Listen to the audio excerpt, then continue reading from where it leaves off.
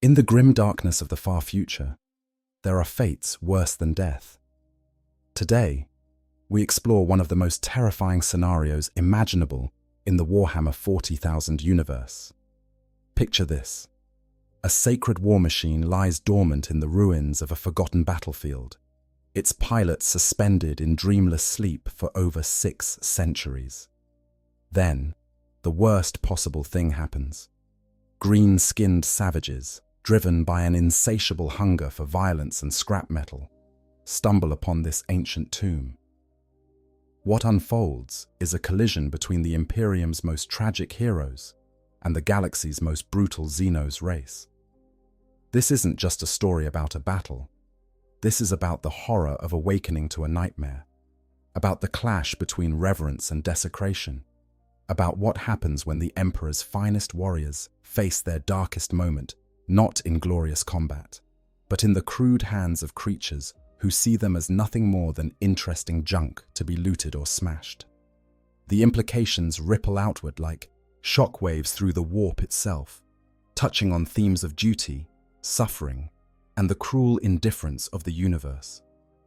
We're going to examine this scenario from every angle. We'll explore what it means to be a Dreadnought pilot, experiencing centuries in the cold embrace of stasis sleep. We'll delve into the Orkish psyche, understanding why these Xenos would be drawn to such a find, and what their twisted logic would compel them to do. We'll witness the moment of terrible awakening, when ancient sensors flicker to life, and a warrior from a bygone age realizes that everything has gone catastrophically wrong. And we'll explore the brutal conflict that inevitably erupts when unstoppable force meets immovable object. The number 666 itself carries weight in this universe. While not as overtly significant as the sacred numbers of the Chaos gods, this span of years represents more than just time past. It represents entire generations born and lost, battles fought and forgotten, brothers, dead and dust. For a space marine entombed in a Dreadnought sarcophagus, 666 years is an eternity of darkness, a span so vast that when awakening finally comes, the world they knew might as well have never existed. Throughout this exploration, we'll draw on established lore about how Dreadnoughts function, how Orks behave when they encounter Imperial technology, and what the psychological reality of such an encounter would entail. This is the kind of scenario that perfectly encapsulates the grim-dark nature of Warhammer 40,000, where there are no good outcomes, only varying degrees of tragedy and horror. So settle in, because we're about to descend into one of the darkest corners of the 41st millennium. The sacred and the profane, understanding Imperial Dreadnoughts. Before we can fully appreciate the horror of this scenario, we need to understand exactly what a Dreadnought is, and what it means to be entombed within one. These aren't simple war machines or mechanical suits. Dreadnought is simultaneously a walking tomb, a weapons platform, a revered relic, and a prison of adamantium and ceramite that houses what remains of a space marine who refused to die when their body failed them. When a space marine suffers wounds so catastrophic that even their enhanced physiology cannot save them, when the skills of the apothecaries have reached their limits and death seems certain, the chapter faces a choice. The greatest heroes, those whose combat prowess and tactical wisdom are deemed too valuable to lose, are offered what the Imperium calls an honor, internment within a Dreadnought chassis. This is not a choice made lightly. The rituals involved are sacred, the commitment absolute, and the consequences irreversible. The process of becoming a Dreadnought is brutal in its necessity. What remains of the Marine's shattered body, perhaps only a torso, vital organs, and most crucially the brain, is carefully extracted from the ruined flesh and ceramite that once protected it.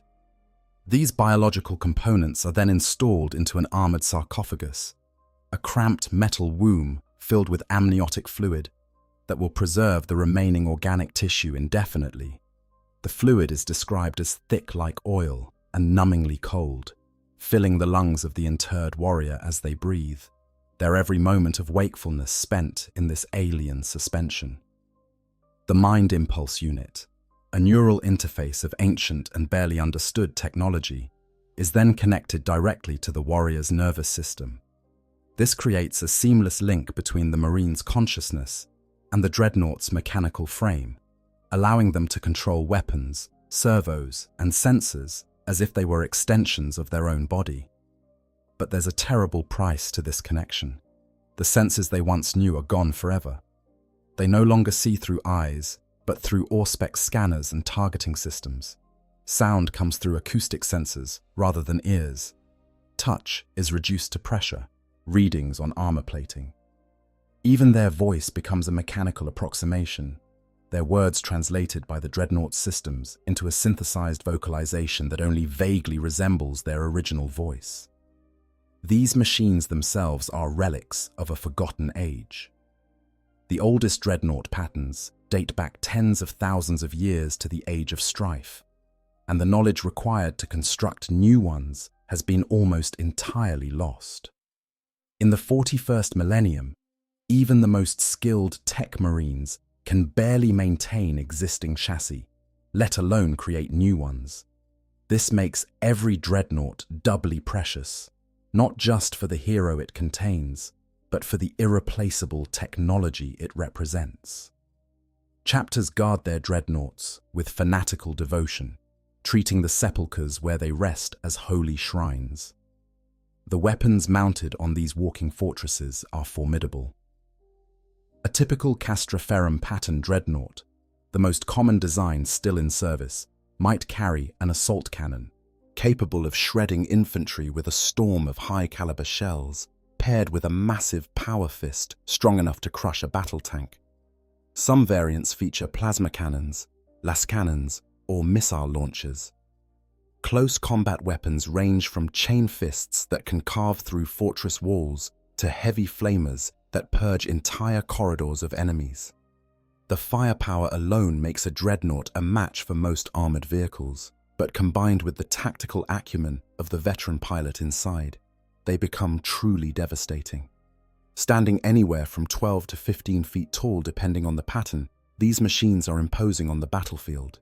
They move with surprising agility, their electrofiber bundles and magna coil muscles allowing them to walk, run, and even balance with the grace of a living creature despite weighing several tons. When a Dreadnought strides into battle, the ground trembles beneath its footfalls, and the roar of its weapons drowns out the screams of the dying. But perhaps the most important aspect of a Dreadnought, and the source of its deepest tragedy, is what happens between battles. The constant neural interface required to pilot such a massive and complex machine places tremendous strain on the human mind. Extended wakefulness leads to mental deterioration, confusion, dyschronometria, where the pilot loses all sense of time and eventually senility or madness. To prevent this slow dissolution of self, chapters place their Dreadnoughts into stasis sleep when they're not needed for combat. Sealed in climate-controlled vaults deep within the fortress monastery, surrounded by tech marines who tend to them with prayers and sacred oils, the Dreadnoughts sleep away the centuries. For the pilot inside, this sleep is not the peaceful rest of ordinary slumber. It's a void, an absolute cessation of consciousness so complete that when they wake, they often have no sense that any time has passed at all. They close their eyes after one battle and open them, to find decades or even centuries have vanished in what felt like an instant. This creates a profound psychological horror. Each time a Dreadnought awakens, they find themselves further removed from the world they knew. Battle brothers they fought alongside are dead and gone. The faces around them are strangers bearing familiar colors and symbols. The rituals of the chapter have evolved in subtle ways. The very language may have shifted. Some ancient Dreadnoughts have been awakened so infrequently that when they speak, they use dialects and terminology from thousands of years in the past. They are living ghosts, disconnected from time itself. The memory of who they were before internment gradually fades with each awakening. The organic brain tissue that contains their consciousness slowly degrades despite the preservation efforts, and the mental strain of the neural interface erodes their humanity bit by bit. Eventually, many dreadnoughts reach a point where they remember being a warrior, remember combat and duty and the chapter, but cannot recall the face they once wore or the sound of their original voice. They become more machine than man, their personality reduced to pure tactical function and devotion to the Emperor. And yet, they endure. Some of the most ancient dreadnoughts, known as venerable dreadnoughts, have served for millennia.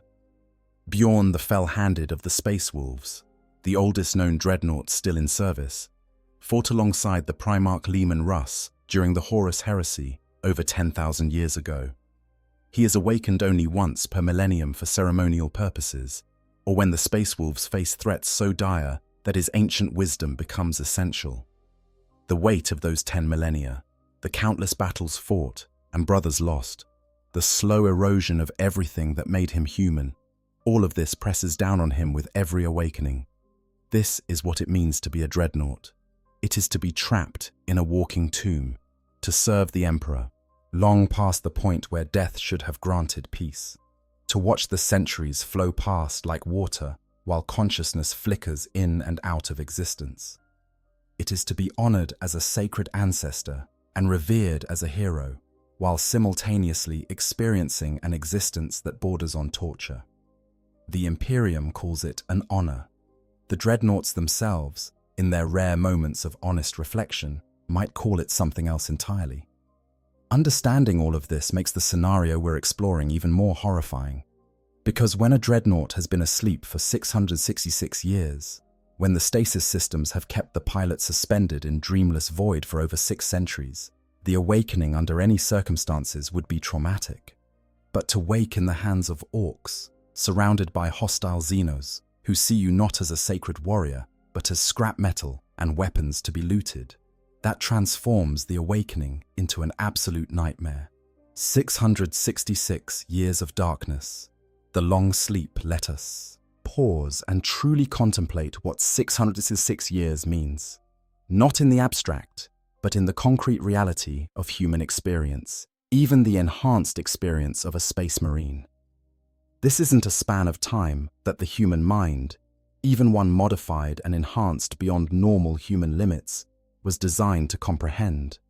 For context, 666 years ago from our current date would place us in the middle of the 14th century. The Renaissance hadn't yet begun. The printing press hadn't been invented. Entire nations that exist today hadn't been founded. The very shape of human civilization was unrecognizable compared to the modern world. Now imagine experiencing that vast gulf of time as pure nothingness. Not as a progression of days and weeks and years, not as a journey through history, but as an instantaneous void. One moment you're closing your optical sensors after a battle, hearing the tech marines chanting their prayers of preservation as the stasis systems activate. The next moment, without any sense of transition or time passing, you're opening those sensors again to find that everything has changed. For a dreadnought pilot, stasis sleep is fundamentally different from natural sleep. Humans dream during sleep, processing the experiences of the day, consolidating memories, experiencing the strange narratives that the subconscious mind weaves. Even in deep, dreamless sleep, there's still some baseline level of brain activity, some minimal awareness of time passing. But stasis for a dreadnought involves the complete suppression of all neural activity beyond the absolute minimum required to keep the biological components alive. The consciousness doesn't dream, doesn't process, doesn't exist in any meaningful sense. It's closer to death than to sleep, a state of suspended animation so profound that from the pilot's subjective experience, they simply cease to be. This creates a terrifying discontinuity. Imagine the last memory you have before entering stasis is of a brother Marine, perhaps your company captain or a fellow sergeant, standing vigil as the systems engage. His face is the last thing your optical sensors record. Then comes the void. Then comes awakening, and that brother is dust and bones in the chapter's mausoleum, dead for 5.5 centuries. The world you knew exists only in your memories and in the chapter's archives. Everyone you fought beside, unless they too have been interred in Dreadnought sarcophagi, is long gone. The deterioration that occurs during such extended stasis is both physical and psychological. While the amniotic fluids and preservation systems prevent the biological components from aging in a traditional sense, there is still gradual degradation. Neural pathways weaken, synaptic connections become less efficient. The organic brain tissue that stores memories and personality becomes increasingly fragile. Tech Marines do their best to counteract this with careful maintenance, introducing supplements into the amniotic fluid, performing minor adjustments to the life support systems, anointing the sarcophagus with sacred oils blessed by the chaplains. But their understanding of the technology is incomplete, based more on ritual and tradition than true comprehension.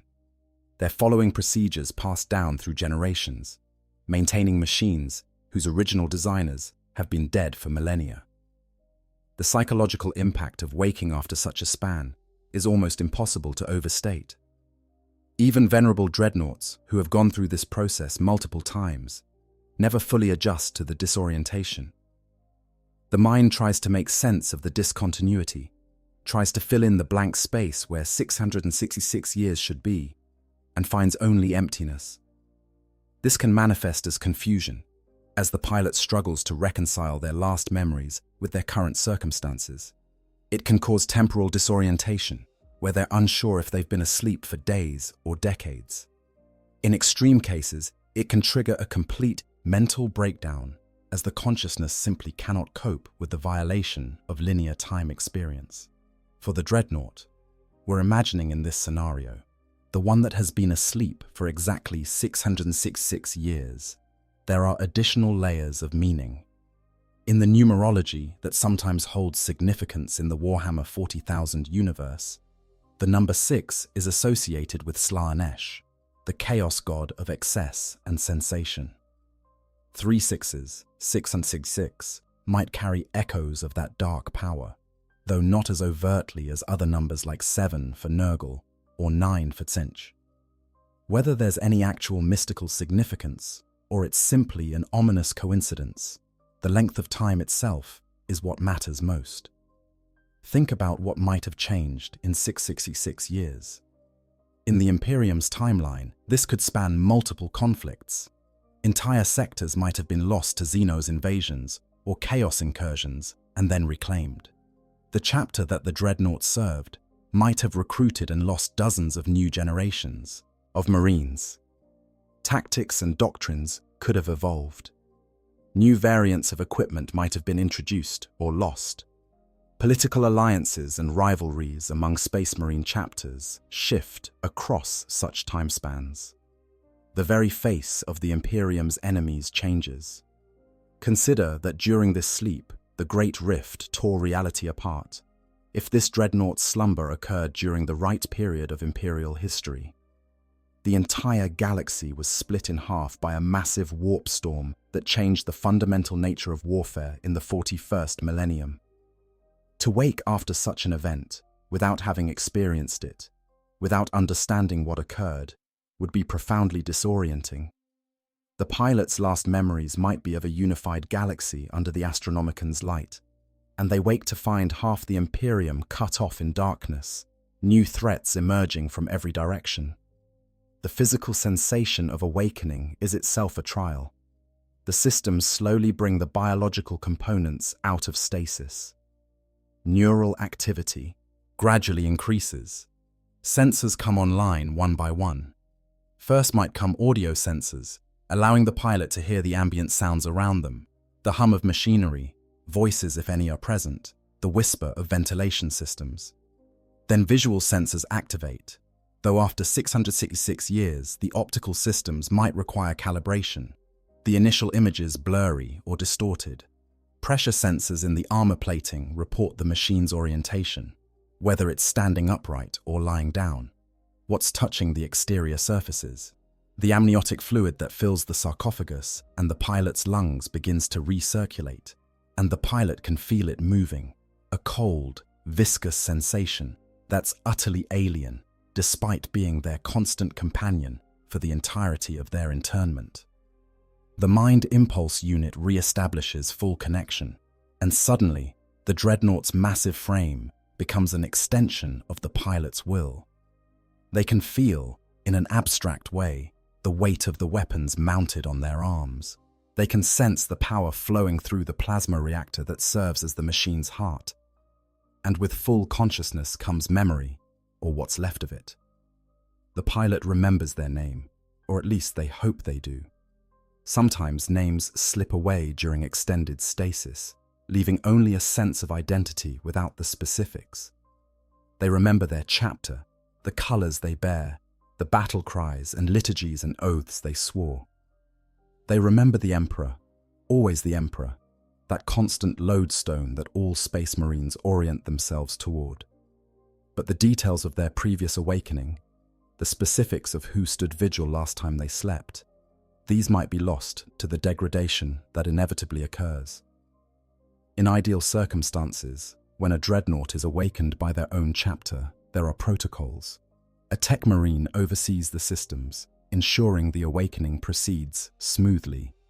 A chaplain is often present, offering prayers and speaking the ancient litanies that help ground the awakening pilot. Junior Marines might stand honor guard, a connection to the current generation of the chapter.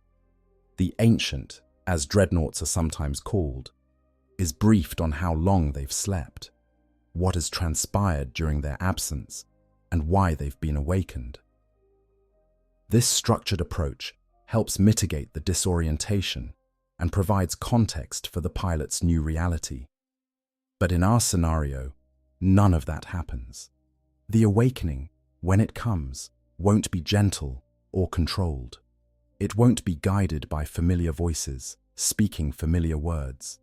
It won't be surrounded by the sacred symbols of the chapter and the reassuring presence of battle brothers. Instead, it will be crude and violent, conducted by hostile Xenos who have no understanding of what they're doing and no reverence for what they've found. The psychological trauma of such an awakening, layered on top of 666 years of void-like sleep, creates a perfect storm of horror. The pilot, whoever they were, whatever great deeds earned them the honor of internment, will wake to their worst nightmare, and they'll have only seconds to process it before survival instincts, honed by decades or centuries of combat before they were ever entombed, kick in and force them to fight or die. This is the moment where theory becomes terrible reality, where all the abstract discussion of dreadnoughts and stasis and psychological trauma crystallizes into a single point of consciousness trapped in a metal shell, surrounded by enemies, with 666 years of nothingness behind them and only violence ahead. The Green Tide, understanding Ork psychology and behavior. To understand what happens when Orks encounter a dormant dreadnought, we need to delve into the utterly alien mindset of these brutal Xenos. Orks are not simply violent or savage in the way humans might be. Their entire existence, from their biology to their culture to their technology, is oriented toward warfare in ways that defy human comprehension. They are, in the most literal sense, living weapons, engineered in a forgotten age by the mysterious Old Ones to serve as soldiers in a war that ended millions of years ago. The Ork psyche is dominated by what they call the WAG, a concept that simultaneously describes their massive military campaigns, their cultural gestalt, and a literal psychic field that all Orkoids generate. This field has tangible effects on reality, particularly when large numbers of Orks gather together. It's believed by Imperial scholars, particularly those of the Adeptus Mechanicus, that the WAG field has a telekinetic or probability-altering effect that allows Ork technology to function despite its ramshackle appearance and questionable engineering. This is crucial to understanding how Orks interact with technology they loot or scavenge. A weapon that might be nothing but junk in human hands can become devastating in the grip of an Ork, because the collective belief of the greenskins literally makes it work. Painter Pal, Vehicle red, and it goes faster, because orcs believe red is the fastest color. Add more guns, and it shoots better, because more dakka is obviously better. This isn't metaphorical. The Gestalt psychic field actually influences physical reality, bending probability and physics to match orcish expectations. Orcs reproduce through spores, making them nearly impossible to fully eradicate. When an orc dies, its body releases millions of spores into the environment. These spores can grow into various forms of orcoid life, from the smallest snotlings to Gretchen, and eventually into full-grown orcs. This means that any world where orcs have fought becomes infected, potentially spawning new orc populations for centuries after the original invaders are defeated. It's an ecological weapon that keeps on giving, ensuring that orcs are a perpetual plague across the galaxy. Their society is hierarchical in the extreme, with the largest and most violent orc inevitably becoming the boss. Might literally makes right in orcish culture. Disagreements are settled through violence. Leadership is proven through combat. Even their gods, the twin deities Gork and Mork, are described as brutal and cunning, or cunning and brutal, embodying the dual nature of orcish warfare. This creates a constant state of internal conflict and competition, with orcs fighting each other almost as often as they fight external enemies, at least until a sufficiently powerful war boss emerges to unite them into a proper whack. Within orc society, there are specialist castes called odd boys, individuals who are genetically programmed with specific knowledge and skills. Mech boys are the engineers and mechanics of orc society, born with an instinctive understanding of how machinery works. They can build vehicles, weapons, and war machines from scrap with an intuitive grasp of mechanical principles that rivals trained human engineers, despite having no formal education. Pain boys serve as doctors and surgeons, performing brutal but often effective medical procedures. Other odd boys include weird boys, who channel the psychic energy of the wag, and runthirds, who manage the smaller Gretchen and snotlings. The concept of looting is central to orc behavior. Orcs don't just scavenge out of necessity, they loot because they genuinely enjoy it. Finding valuable technology or weapons on the battlefield is a source of genuine excitement for them. An orc who spots a functioning enemy tank or a cache of weapons will abandon whatever they're doing to claim it. This isn't strategic thinking in the human sense. It's an almost instinctive drive to acquire better tools for fighting. What they do with looted technology depends on its condition and the orc in question. Some items, like basic weapons such as laser guns or bolters, might be used as is, at least temporarily. Vehicles are almost always modified, painted in garish colors, festooned with additional weapons, and generally orcified to match their aesthetic. The Death Skulls clan has made an entire culture out of looting, believing that blue is a lucky color and that stolen equipment fights better than purpose-built gear. They'll loot a vehicle, repair it mid-battle, and turn it against the enemy before the battle is even concluded. Mech boys in particular are drawn to interesting technology like moths to a flame. They can't help themselves. When they encounter machinery that's more sophisticated than what they usually work with, it triggers their genetic programming. They want to understand it, take it apart, see how it works, and probably rebuild it into something even more destructive. An Imperial Dreadnought, with its ancient technology, powerful weapons, and mysterious systems, would be absolutely irresistible to any mech boy lucky enough to find it. The orc understanding of technology is fundamentally different from the Imperium's. Where a tech priest sees sacred machine spirits and ancient rituals, an orc sees parts that go together in ways that make intuitive sense. They don't need to understand the principles of plasma containment to know that the glowy bit goes in the shooty end. They don't need to comprehend the intricacies of adamantium alloys to recognize that the really hard metal makes good armor.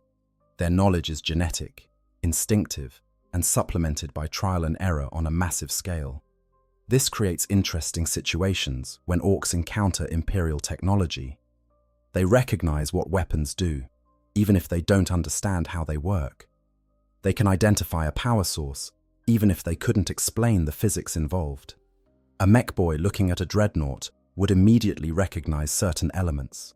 The weapons, obviously lethal, the armor, clearly protective, the reactor, a source of power, the sarcophagus, some kind of important control system or maybe where the pilot sits. But the finer details, the stasis systems, the neural interfaces, the sacred oils and preservation rituals, these would be complete mysteries. What makes orcs particularly dangerous in this scenario is their complete lack of reverence for things humans consider sacred. They don't care about the sanctity of the dreadnought.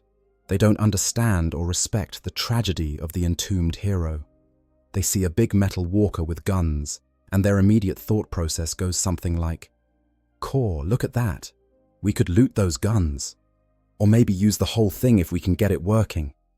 Or at least strip it for parts. This is great." There's also an element of competitiveness in orc behavior that would come into play. If a group of orcs discovered a dreadnought, there would immediately be arguments about who gets to claim it. The biggest orc would assert dominance, but there would be challenges. Maybe one orc wants to loot it completely, selling the parts to the highest bidder. Another wants to try to get it working. A third just wants to smash it open to see what's inside. These disagreements would typically be resolved through violence, with the winner getting to make the final decision. The presence of Gretchen adds another layer. These smaller orcoids often serve as assistants to mech boys, and they're surprisingly clever in their own way. A Gretchen might be the one who actually figures out how to access certain systems, squirming into spaces too small for full-sized orcs. They might be used as test subjects, forced to press buttons or pull levers, while the mech boy watches to see what happens. In orc society, Gretchen are expendable, which makes them perfect for risky experimentation. Orcs also have their own versions of dreadnought-like walkers, the Death Dreads and the smaller Killer Khans.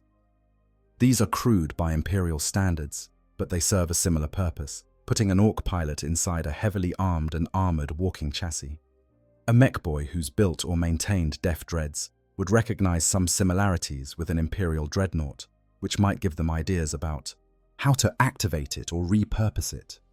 Of course, their understanding would be superficial and flawed, but it might be just enough to be dangerous. The psychological aspect of orcs can't be overlooked either. They feel something approaching joy in combat. Fighting isn't a grim necessity for them, it's the point of existence. They laugh in battle, they bellow with excitement, they experience genuine happiness when engaged in violence. This means that if the dreadnought does activate and begins fighting them, the orc's initial response won't be fear or horror, it'll be delight. "Oi, Dahumi machine woke up, now we get a proper fight." This enthusiasm in the face of danger makes them unpredictable and fearless opponents. Understanding all of this, we can start to see how the scenario would unfold. The orcs wouldn't approach the dormant dreadnought with caution or respect. They'd approach with curiosity, greed, and a total disregard for what the machine represents to the Imperium. They'd argue among themselves, possibly come to blows over who gets to claim it, and eventually, through a combination of instinct, trial and error, and sheer recklessness, they'd start poking at it, trying to wake it up or take it apart. And that's when everything would go catastrophically wrong for everyone involved. The discovery. When worlds collide. Let's construct the most likely scenario for how this encounter would begin. Picture a war-torn world, perhaps one that changed hands multiple times during a protracted campaign between Imperial forces and an orc. Whack! The Imperium sent in Space Marines to break the Greenskin advance, and for a time, they succeeded. Battles raged across the planet's surface, turning cities into rubble and fertile plains into scarred wastelands. During one such engagement, a dreadnought fell in combat, not destroyed, but disabled, its systems damaged enough to force an emergency shutdown and stasis activation. Perhaps the dreadnought's brothers tried to recover it, but the tactical situation deteriorated too rapidly. Maybe they were forced to retreat, intending to return for their ancient, but never getting the chance. Or perhaps the recovery force was itself destroyed, the knowledge of the fallen Dreadnought dying with them. Regardless of the specific circumstances, the end result is the same. The Dreadnought lies abandoned on the battlefield, its stasis systems humming quietly, keeping the pilot in suspended animation while the war rages on and eventually moves elsewhere. Years pass. The Imperium consolidates its hold on other sectors and never returns to this particular world in strength. The Ork whack that plagued it breaks apart, as such things often do when the war boss is killed or the greenskins find more interesting targets. The planet, devastated by war, is largely forgotten by both sides.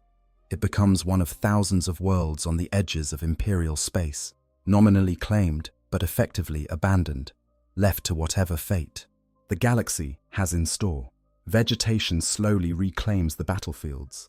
Rust and decay work on the wrecked vehicles and shattered fortifications. The Dreadnought, buried under rubble from a collapsed building or half sunk into muddy ground, becomes just another piece of debris in a landscape littered with the detritus of war. Its armor protects it from the elements.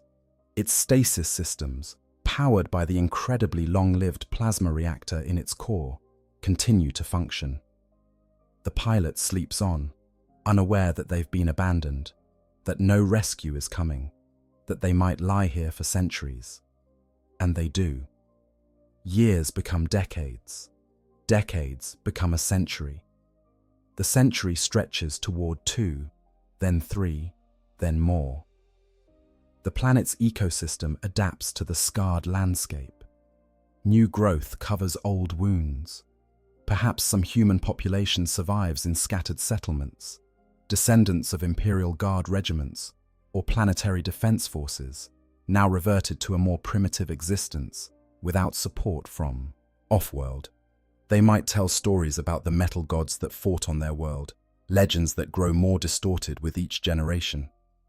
Then, 606 years after the Dreadnought first fell silent, the Orks return. Perhaps a small fleet of Ork raiders, freebooters looking for easy plunder and good fights, happens upon the world. Or maybe a rock, one of the massive asteroid fortresses that Orks use to travel between stars, crashes into the planet's surface, spewing forth a new infestation of greenskins. However they arrive, they're here now, and they're doing what Orks do best, looking for things to fight and things to loot. An Ork warband is tramping through the ruins of what was once an Imperial stronghold. They're a motley crew representing the diverse nature of Ork society.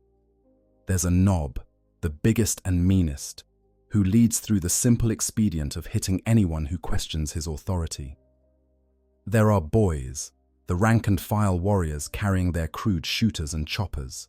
There's a mech boy, his head full of genetic knowledge and his arms full of tools and spare parts. And scattered among them are Gretchen, the smaller greenskins who serve as assistants, pack animals, and occasional ammunition for certain weapons. They're picking through rubble, looking for anything valuable. Scrap metal to build more vehicles, weapons to arm their growing numbers, anything shiny or interesting. The Orks are chattering among themselves in their crude dialect, arguing about which direction to search next, making crude jokes, occasionally scuffling over particularly choice pieces of salvage. It's a typical day for an Ork salvage operation, unremarkable and routine. Then one of the Gretchen, exploring a partially collapsed bunker, calls out. It's found something big, something metal, something that looks important. The Orks converge on the location, shoving aside debris with casual strength. As they clear away the rubble and dirt of centuries, the distinctive shape begins to emerge. The armored bulk of an Imperial Dreadnought, its ceramite shell scarred by ancient combat, but still intact, its weapons still mounted, its systems still humming with residual power. The initial reaction is excitement. Orks love finding new toys, especially big ones. The Nob bellows in triumph, already imagining the status this find will bring him. Some of the boys immediately start arguing about who saw it first and who gets to claim it. The mech boy is practically vibrating with eagerness, his genetic compulsion to tinker with machinery overwhelming every other consideration. As they clear more debris, the full magnificence and horror of their discovery becomes apparent. This isn't some broken-down wreck. The damage is relatively superficial. The armor is intact. The weapons appear functional. Most remarkably, there are still power readings, faint but unmistakable energy signatures that indicate active systems. In Ork terms, this isn't just good salvage. It's a working machine just waiting to be claimed. The mech boy pushes his way to the front, his status as an odd boy giving him authority that even the Nob respects in matters of machinery. He examines the Dreadnought with an expert eye, or at least what passes for expert among Orks. He recognizes elements of its design from other Imperial walkers he's seen or looted. He can identify the weapon systems, trace power conduits, recognize the characteristic bulk of an Imperial reactor design. But there are things that puzzle him too, systems that don't match his understanding of how machines work. The mech boy circles the Dreadnought, peering at different sections, occasionally rapping on the armor with a wrench to hear how it sounds. He notes the various access panels, some sealed with Imperial purity seals, that mean nothing to him beyond being obstacles to opening things.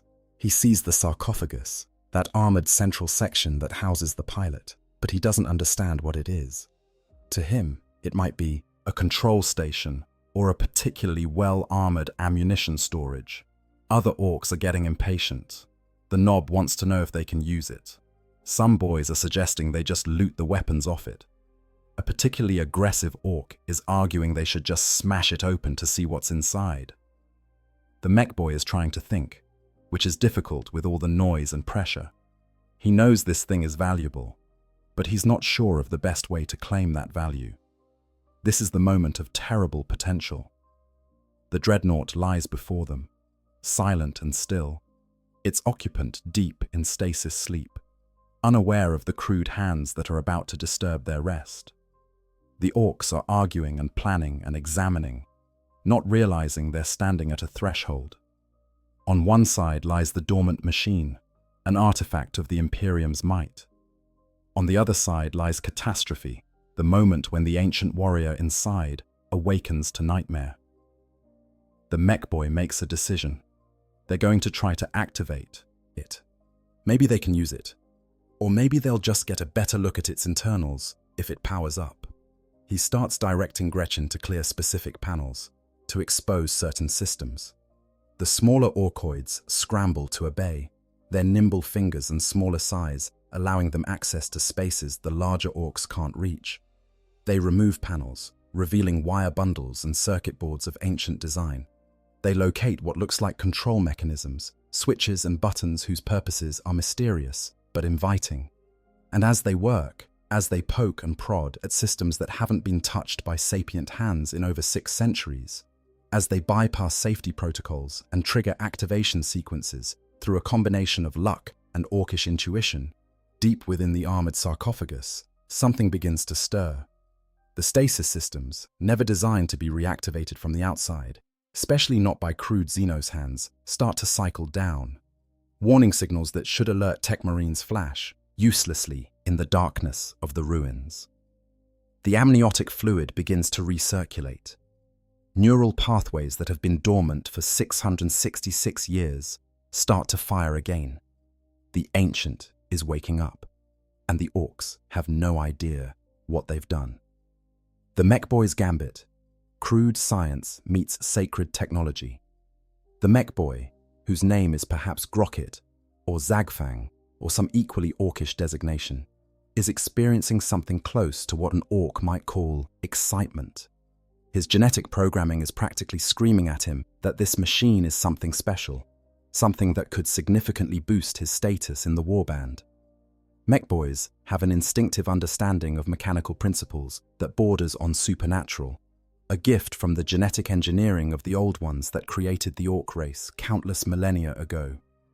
But even with this instinctive knowledge, Imperial technology presents unique challenges. The Imperium builds machines that are as much religious artifacts as functional tools.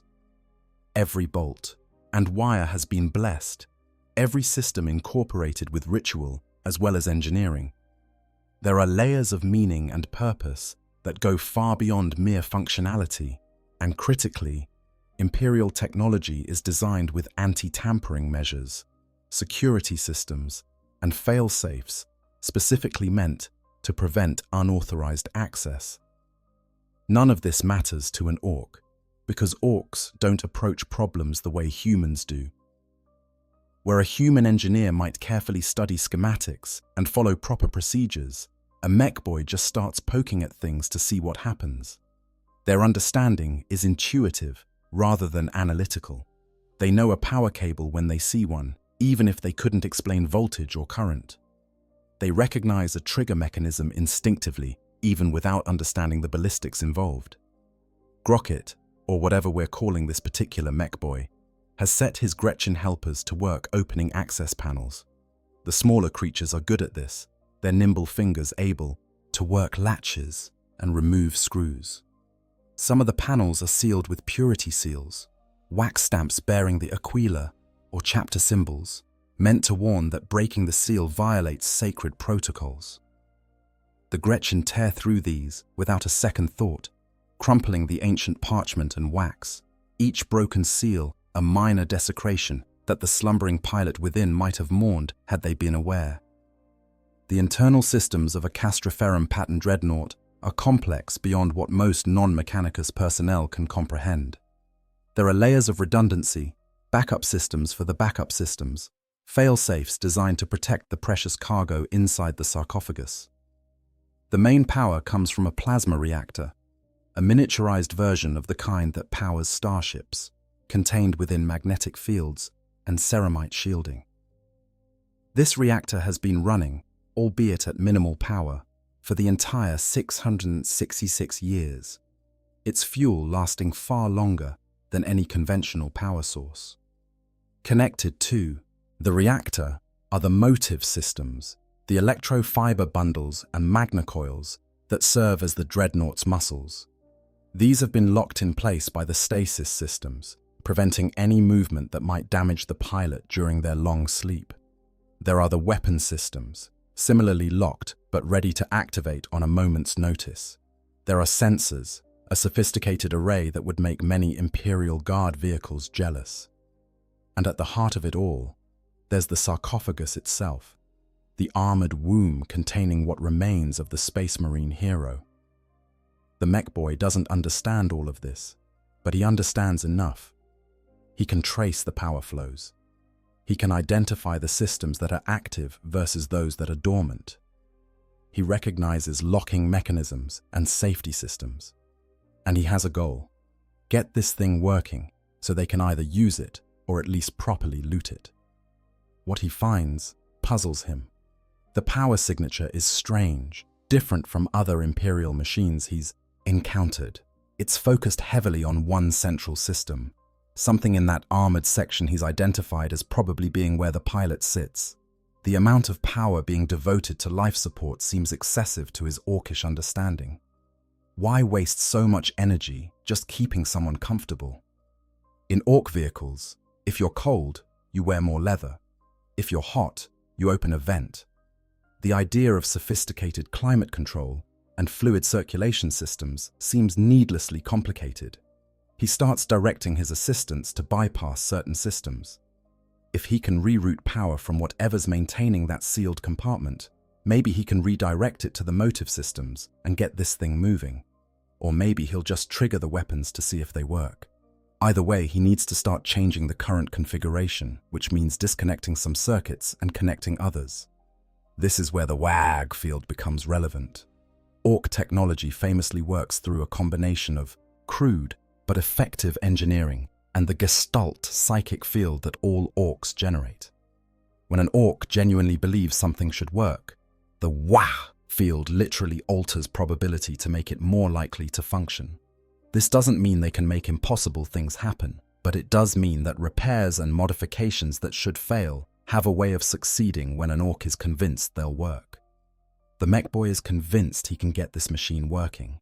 His genetic knowledge tells him he's on the right track. His experience with deaf dreads and other walkers gives him a framework to understand, however imperfectly, what he's looking at. And his fundamental orkishness means he's going to keep trying until something happens, whether that something is success or catastrophic failure. He identifies what he thinks is a main control cluster. It's actually the stasis management system, but he doesn't know that. To him, it's just a big bundle of wires and circuits that seem important. He decides to start here, pulling connections and rerouting them, using spare wire from his toolkit to bridge gaps he's created. A Gretchen, following his bellowed instructions, starts throwing switches on what's actually the life support control panel, changing settings that have been carefully maintained for over 6 centuries. Warning lights begin flashing inside the Dreadnought systems, but there's no one there to interpret them. Alarms that should be blaring are disconnected or bypassed. The sophisticated monitoring systems that would normally alert tech marines to problems are registering everything but have no way to communicate their distress. The machine is effectively screaming in a language the Orks can't understand and wouldn't care about if they could. Other Orks in the warband are watching this process with varying levels of interest. The Nob is impatient, wanting results. Some boys have wandered off to look for other salvage, figuring this is going to take a while. A few remain, placing bets on whether the mech boy will get it working or whether the whole thing will explode. Orks are great believers in the entertainment value of both success and catastrophic failure. As the mech boy works, he starts to notice changes. Power levels are fluctuating in ways he didn't expect. Some systems he thought were dormant are showing signs of activity. Most puzzlingly, there are sounds coming from inside the armored compartment.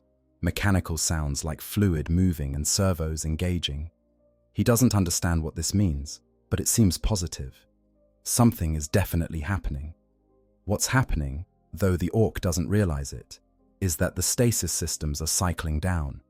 His random rewiring and the Gretchen's switch throwing have bypassed the normal, careful reactivation protocols. Instead of a gradual, controlled awakening, the systems are going through an emergency activation sequence, the kind that would normally be triggered if the Dreadnought detected imminent danger to the pilot. It's designed to bring the occupant to full consciousness as quickly as possible, sacrificing the gentle transition for speed. Inside the sarcophagus, amniotic fluid is recirculating at increased rates. The temperature is changing from the deep cold of preservation to something closer to normal human body temperature, though normal is a relative term for a space marine. Chemical balances are shifting. Most critically, the neural suppression systems that have kept the pilot's brain in a state of complete dormancy are deactivating. Neurons that haven't fired in 666 years are beginning to activate. Consciousness, that essential spark of self-awareness that makes a person, is starting to ignite after centuries of absolute darkness. The mech boy is pleased with himself. He doesn't know exactly what he's done, but he's done something, and in Ork culture, doing something is almost always better than doing nothing. He's already imagining the prestige this will bring him. Maybe he'll get the Dreadnought working and they can use it. Maybe he'll even get to pilot it himself, become the biggest, toughest Ork in the warband by virtue of commanding this ancient war machine.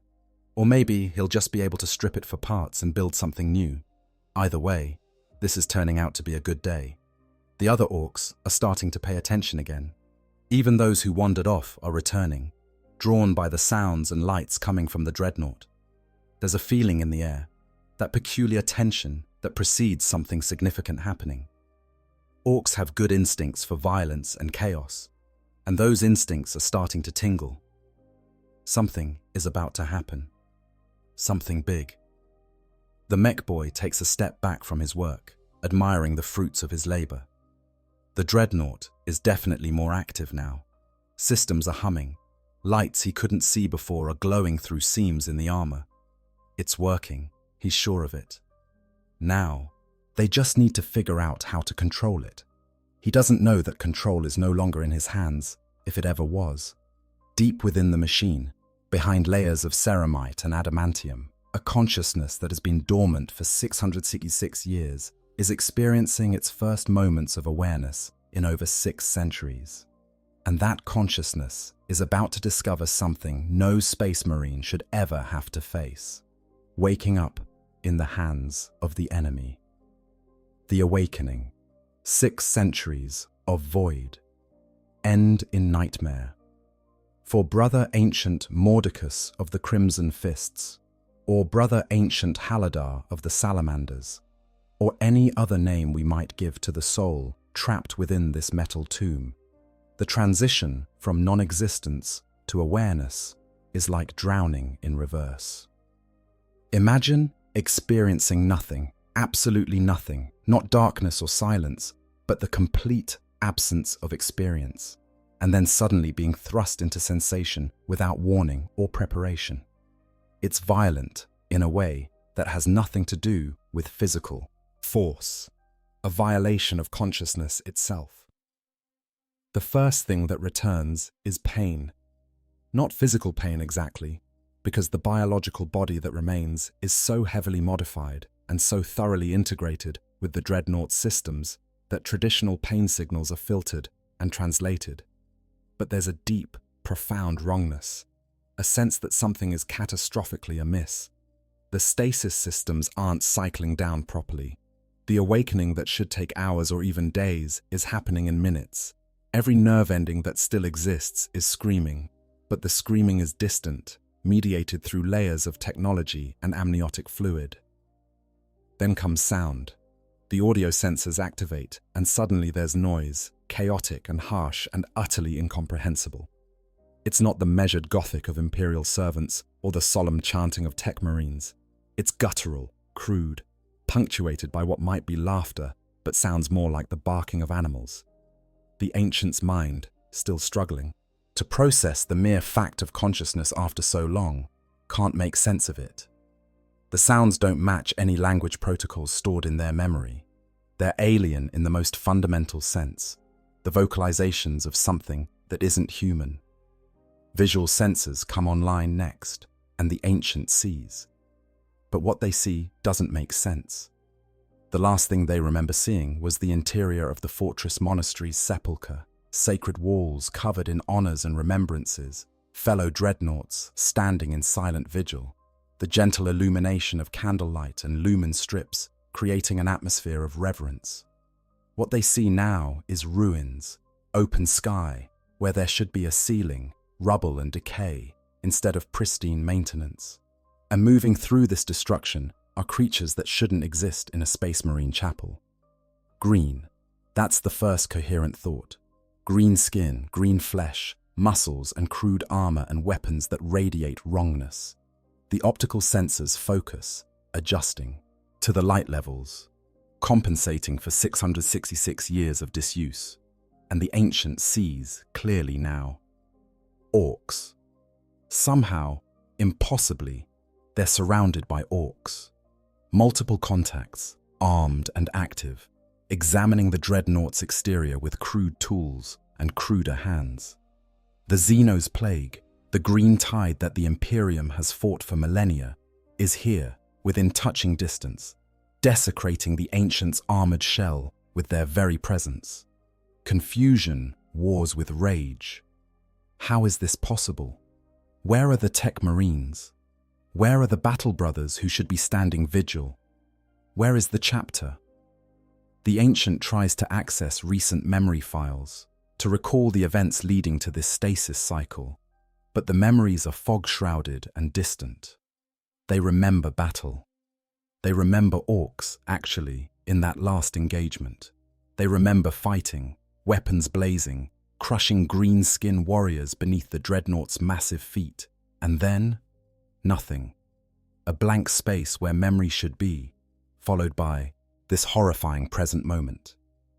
The mind impulse unit fully synchronizes, and suddenly the ancient can feel the Dreadnought as an extension of themselves.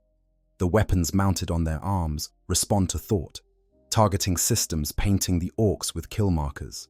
The motive systems engage, servos and magna coils tensing, ready to move. Power flows from the reactor to all systems, full combat readiness achieved in moments. But something's wrong. The startup sequence is all wrong. Systems activating in the incorrect order, Safety protocols bypassed. Someone has been tampering with the Dreadnought's sacred machinery. A Gretchen, perched on the Dreadnought's shoulder and poking at an access panel, suddenly freezes. It has felt the machine shift, heard the change in the mechanical humming. It chitters in alarm and scrambles away, falling several feet and landing with a squeal. The Orks around the Dreadnought react to this, looking up at the machine with sudden focus. And they see what the Gretchen saw. The optical sensors are glowing now. Bright red lights that weren't there a moment ago, tracking movement like the eyes of a predator. Wah! It's waking up! One of the Orks bellows, and there's excitement in its voice, anticipation. They don't understand the significance of what's happening, don't realize the magnitude of the mistake they've made. They think this is just some piece of Hume technology activating, probably something they can control, or fight, or loot. They have no concept of what a Dreadnought truly is, no understanding of the warrior consciousness that inhabits it. Inside the sarcophagus, the Ancient is struggling with temporal disorientation. How long? How long has it been? The stasis systems don't record subjective time, can't track something that doesn't exist for the pilot. It could have been days or years or... The thought tries to form, but the Ancient pushes it away. Later. Questions can come later. Right now there are enemies, and enemies must be destroyed. The Ancient attempts to speak, to demand identification, to issue challenges or warnings as chapter protocol would dictate. The Vox systems engage, and a voice emerges from the Dreadnought's external speakers. But it's wrong, distorted, corrupted by 666 years of disuse and the hasty activation. What should be words comes out as a grinding electronic screech, fragments of Gothic mixed with static and feedback. Who? Location. Identify. Emperors. The sentences won't form properly. The linguistic processes struggling to synchronize with a mind that's still not fully conscious. The Orks hear this noise and interpret it as aggression, which is the one interpretation they got right. The Knob roars a challenge, raising his power claw in the air. Several boys level their shooters at the Dreadnought, crude bullets already chambering. The mech boy is shouting something, possibly trying to assert control or claim credit for waking it up. There's chaos, the natural state, of Orks when confronted with something exciting. The Ancient's tactical programming kicks in, overriding the confusion and disorientation. Battle analysis, multiple hostile contacts, small arms fire imminent, close quarters, engagement unavoidable. Threat assessment, Xenos combatants, Orks confirmed, squad-sized element. Current status, weaponry functional, mobility returning, armor intact. Mission parameters, unclear. Strategic situation, unknown. Chapter support, absent. That last realization cuts through everything else. The Ancient is alone. There are no other Dreadnoughts here. There's no familiar Vox chatter of battle brothers coordinating maneuvers. There's no tech marine ready to provide technical support. There's just the Ancient, this machine, and the enemies surrounding them. For a space marine, even one entombed in a Dreadnought, the absence of their chapter is like losing a limb. They're pack hunters, brotherhood warriors, beings defined by their connection to their fellows. To be alone is wrong on a fundamental level, but alone or not, the Ancient is still a warrior of the Imperium, still an instrument of the Emperor's will, still dangerous beyond the Ork's primitive comprehension. The targeting systems lock on to the largest Ork, the Knob, who clearly leads this rabble. The assault cannon mounted on the Dreadnought's right arm begins to spin up, a sound like thunder building, the distinctive whir of rotating barrels that has preceded death on 10,000 battlefields across the galaxy. The Orks recognize this sound. They may be primitive, but they understand weapons, and they understand that the sound of a gun preparing to fire is generally followed by the sound of that gun firing. Some of the boys dive for cover. Others, true to Orkish nature, charge forward, determined to get close enough to actually fight. The mech boy is frantically trying to reach some control system, believing he can still salvage this situation, still claiming the machine as loot. And the Ancient, still disoriented, still struggling to process 666 years of discontinuity, still trying to understand how everything went so wrong, makes the only decision possible in this situation. They open fire. The assault cannon roars to life, hundreds of mass-reactive shells screaming out in a stream of destruction. The first orc to be hit, one of the boys who was charging forward, essentially ceases to exist, torn apart by explosive impacts that reduce flesh and bone to component molecules. The Ancient tracks left, the stream of fire cutting through the orc position like a scythe through wheat. This is what the Ancient knows. This is what they were trained for, what they were rebuilt for, what they've done for however long their service has lasted. The confusion falls away in the face of pure combat instinct. Target, fire, assess, retarget.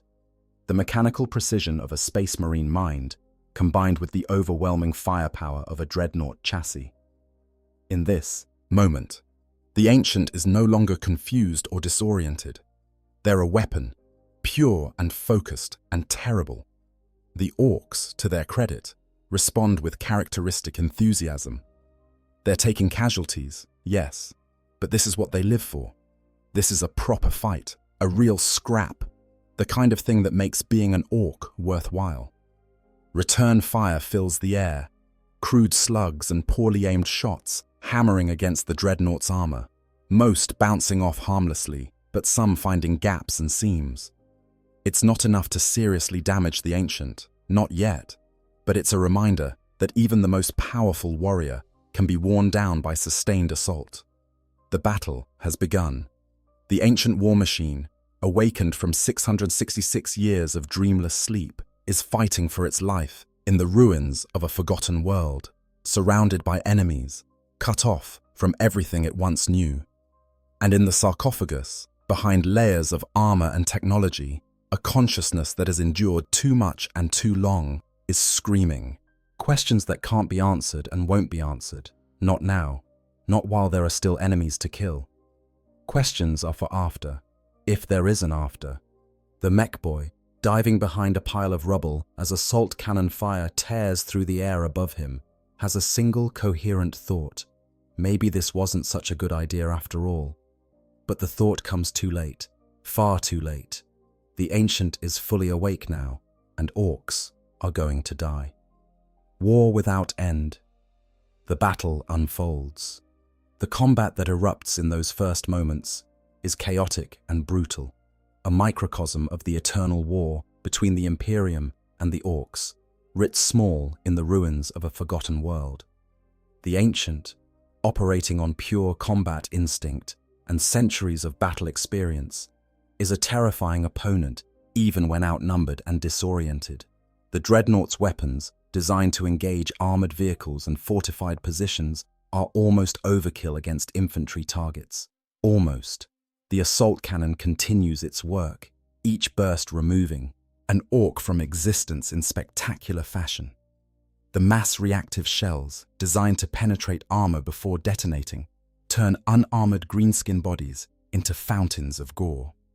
Where a single shot might kill a human, the orc's tough physiology means some of them take multiple hits before falling, their bodies absorbing punishment that should drop them instantly, but instead merely slowing them down. This resilience is part of what makes orcs such dangerous foes, the ability to keep fighting despite wounds that would kill lesser beings. The Ancient processes this information with cold tactical clarity. Orcish targets, increased durability noted, compensating with sustained fire and targeting vital areas. The Dreadnought's combat protocols, encoded in both the machine systems and the pilot's own training, automatically adjust. Center mass shots, headshots where possible, sustained bursts, rather than single rounds. The Ancient has fought orcs before, though memory of those battles is hazy and distant. The instincts remain sharp. Some of the boys have made it to close range, driven by the orcish love of melee combat and a complete inability to recognize when retreat is the sensible option. They swarm around the Dreadnought's legs, crude choppers rising and falling, trying to find weak points in the armor. They're not entirely unsuccessful. Orkish weapons, crude as they are, can damage even ceramite if applied with sufficient force and repetition. Scars appear on the Dreadnought's leg plating, paint chips flying, the underlying armor beginning to show stress fractures. The Ancient responds by simply walking forward, each step a multi-ton impact that crushes anything beneath. An Ork, who was trying to climb up the Dreadnought's leg, finds itself pinned beneath an armored foot, bones breaking with sounds like gunshots. The Ancient pivots, and the power fist mounted on the left arm, a weapon capable of crushing battle tanks, sweeps through the air in a wide arc. Orks are sent flying, bodies broken by impacts they never saw coming. One particularly unlucky greenskin is caught by the fist directly and simply ceases to be, pulped into red and green paste by hydraulic force measured in hundreds of tons per square inch. The Ork Nob, meanwhile, has been circling around, waiting for an opening. These larger orcs are considerably smarter than their smaller kin, cunning in a brutal sort of way. The Nob has seen what happens to orcs who charge directly at the Humi machine, and while he's eager for a fight, he's not stupid. He's looking for a way to get at the thing's back or sides, to attack from an angle where those big guns can't track him as easily.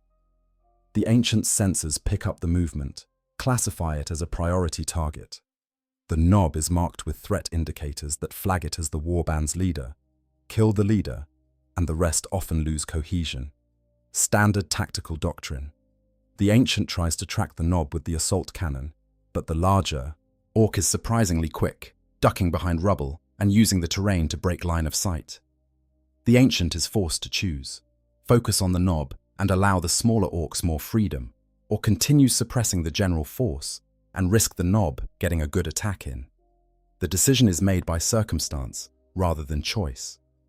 A rocket, fired from somewhere in the ruins by an Ork with a crude missile launcher, streaks through the air and impacts the Dreadnought's right shoulder. The explosion is significant, staggering the Ancient's stride and sending error signals cascading through the damage reporting systems. The assault cannon's feed mechanism jams, the weapon falling silent at the worst possible moment. Priority: clear jam, restore weapon functionality, neutralize anti-armor threats. But the Orks don't give the Ancient time to address these concerns in any organized fashion. They sense weakness, the way predators sense wounded prey. With a collective roar that's less coordination and more spontaneous enthusiasm, the remaining boys surge forward. Some are cut down by the heavy flamer that the Ancient fires almost reflexively, the weapon mounted under the power fist, spewing promethium in a broad cone that turns orcs into living torches. But others make it through, clambering up the Dreadnought's body like particularly ugly ants swarming a metal hill.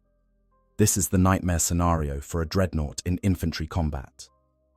While the Ancient is invulnerable to most small arms fire and can shrug off attacks that would cripple lesser machines, concentrated melee assault by numerous enemies creates problems.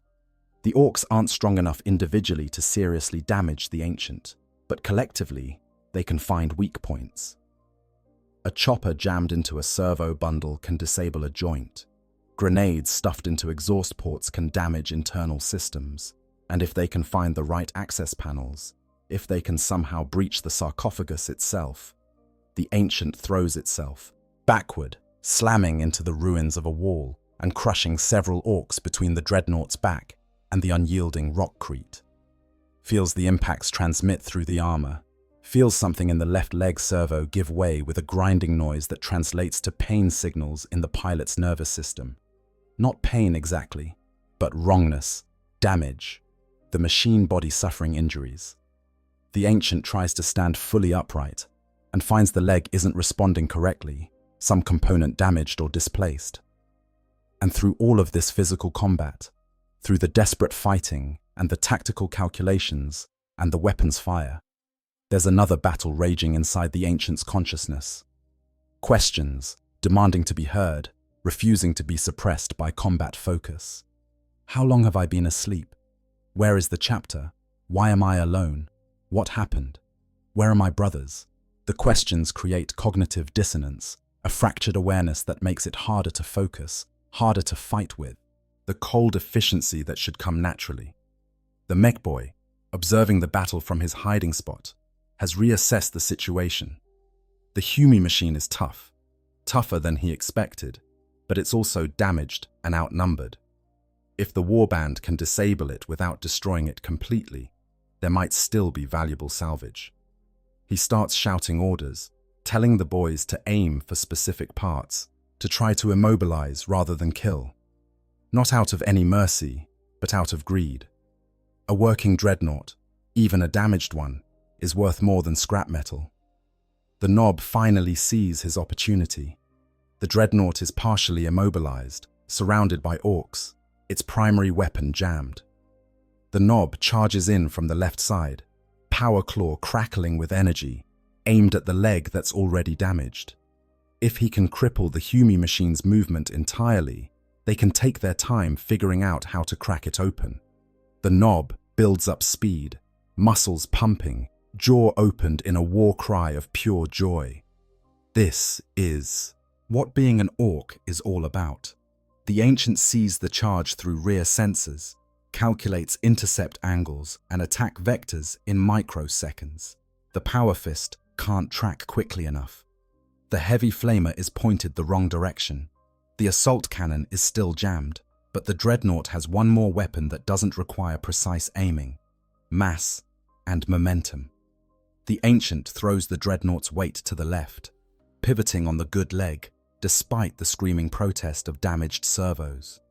The entire machine rotates, and the Nob, committed to his charge, runs directly into several tons of moving adamantium and ceramite. The impact would have killed a normal human instantly. The Nob, being an Ork, and specifically a large, tough Ork, merely has most of his ribs broken and his internal organs ruptured.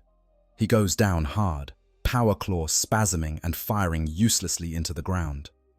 The Ancient steps on him, not out of cruelty, but out of tactical necessity.